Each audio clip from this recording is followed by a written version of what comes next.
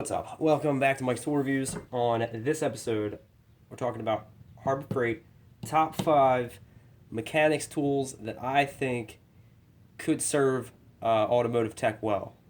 Something I think that you could put into a professional environment and not be disappointed. So, in no particular order, I'm going to start with these guys. They're dead blows. Now, I know a lot of guys have the tool truck dead blows, and I've honestly never used one of those. But I've had this one for 5 years. This 1 pound is newer, but this 2.5 I've had for 4 or 5 years, and it beat the living shit out of this thing. I've had issues with it where I'm wailing on something, as hard as I can, 10, 20 blows, where I expect to flip it around and see this face completely destroyed. And as you can see, it holds up really well. I don't know what kind of plastic this is made out of, but it's really durable. Like I said, I've tried to screw this up, but have not been successful yet. So I like that one so much, I decided to go with another one, a little 1 pound. Haven't used this one at all yet, but for smaller, lighter work. And I intend on getting one size bigger than this one. But I think you could put those right in your toolbox at work, use them every day, and not have a problem. Maybe it lasts a year and a half in a professional environment, but it's only like $10, so you can easily just go buy another one, or when you go to buy them, buy two, and always have a fresh backup. I don't know if they warranty these. No, lifetime warranty. So you really only need to buy one. Lifetime warranty, just like the tool truck brands. I just happened to. That's just one part of the sticker that's still left. So there you go, lifetime warranty. Maybe you buy two and you keep rotating because they're so cheap. Bust one up, and then you got a fresh one. Take this one back to Harbor Freight when you get the time, and always have a fresh backup. Instead of spending 4 times this much, and you have to wait till the tool truck comes back around. The next item is this Pittsburgh Pro 10-piece jumbo pin and punch set. This has been awesome. This is something I wish I had bought a lot longer, a lot more. I wish I had have bought this farther back in the past. I don't know how to say that without sounding stupid. I wish I had have got these a long time ago, is what I mean to say. These long tapered pins are freaking awesome for suspension work. Anything where you got to line some shit up, maybe a transmission swap, lining up a cross member, lining up the transmission bolts. That would have come in really handy when I did the trainee on the Buick. These chisels I've used this one a little bit. They work pretty good. I used it on some concrete, and it's still pretty sharp. I haven't used the smaller ones yet. And then you have 3 sizes of pins, pin punches, which you don't always necessarily need the exact size pin for punch for pins, but let's see, we have quarter inch, 3/8, and 3/32. So that would cover most of your pins at average length. You don't, unless you're doing some really fine work on like a clock or maybe a firearm, these would be just fine. And then it comes to this pretty decent center punch, which I honestly have not used that yet. But it's worth it for these 3. For just aligning stuff when you're putting a car back together and you're putting big shit back together. Those are a lifesaver. Next, which I don't even know if I can get this in the frame, is the 3-foot Gigantic Pry Bar. This thing, I have only had to use this once or twice so far. Another tool that I don't know why I didn't get this long ago. It's awesome.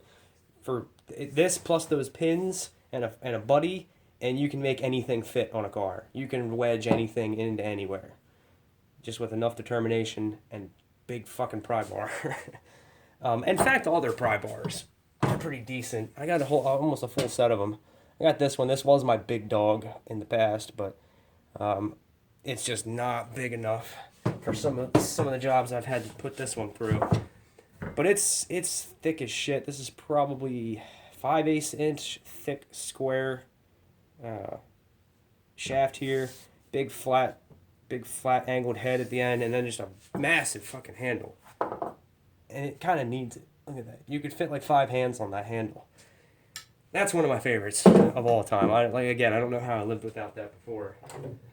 Another one, again, no particular order, is the 1/2-inch Pittsburgh Pro breaker bar with the kind of snap-on comfort grip looking handle.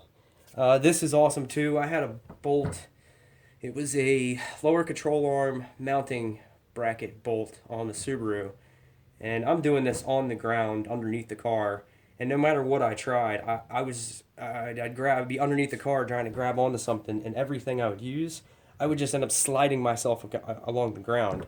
This actually stuck out far enough underneath the car. I could be outside, I could be standing up or kneeling down outside the car and grab onto this. I was stuck on that car for like 2 weeks because of those bolts were just so big and seized in there. I think they were 21 millimeter. I just couldn't get them. I couldn't get them any other way. And I did see a comparison of this. Real Tool Reviews, he compared this to Snap-on, Matco, and Mac. And this being like $20, it hung in there with all the tool truck brands at a fraction of the price. So I really think you could get away with using this every day at work. And this is a Pittsburgh Pro item, so this also has a lifetime warranty. And the last thing is it might be, I think this was the first thing I ever bought at Harbor Freight, and it was this plastic trim tool set. Now it originally comes as a 4-piece, and it has, you got that end, and then they all kind of have this big flat end on them. And you have this little hook, and this little tapered spoon kind of part at the end, the big flat part, and then like a little what is this? Those little plastic rivets, little rivet popper. I forget what the 4th one was. It might have just been a little scraper head. And I've seen a different version of these at Harbor Freight where they have like a little round kind of handle head, so they aren't double-ended. But say this was the flat one. This would be a little round, it would just kind of look like you would put your thumb in it. And then the one side would be smooth, and then the back side would be kind of hollow with little ridges of plastic reinforcing. So it would look like the underside of it that was unfinished. It wasn't solid like these. These are the good ones. I've seen the other set, and they're decent. A buddy of mine has them. They get the job done, but these are a lot better. And I don't know if I think they had these, switched to the shitty ones, and I think they've since switched back.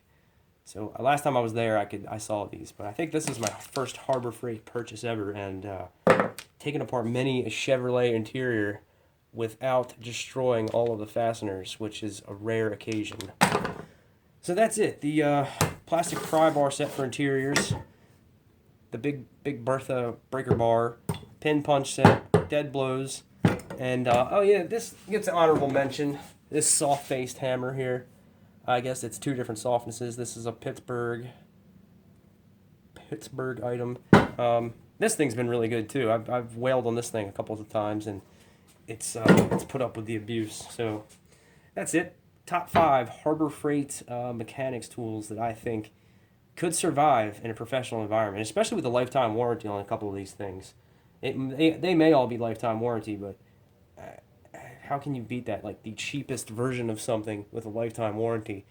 You really could afford to buy 2, and then just always have a backup. Yeah, you're carrying double tools, but it's still 2 of them is a fraction of the price of the good shit. So that's it. That's my top 5 Harbor Freight tools. Thanks for watching.